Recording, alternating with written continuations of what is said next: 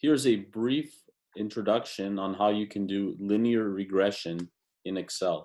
So how you fit a line to a set of data. I'll try to keep this video really short. So first you need some values. So let's put X and Y here. And we'll just put some numbers here for X and Y. Let's go with like 1, 2, 3, 5, 6, 8. And we'll just put some numbers here that are a little bit uniform, just growing at some rate like that. Now, I don't care if you center them or format them, but let me just take a moment there and make it look pretty. Give it my little touch there. Now, anyway, highlight the cells that you want.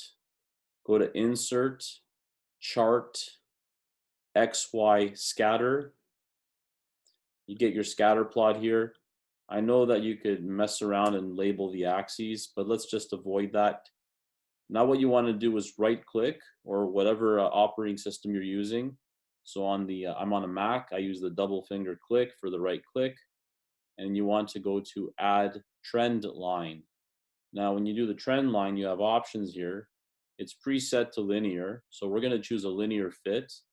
And then you also want to set a couple other quantities. You want to display the equation on the chart. And you can also put the R squared value.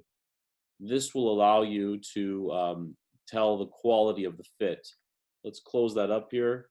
So you can see that the equation for the line of best fit is as such. You can even make the font bigger and do whatever else you'd like to do to it.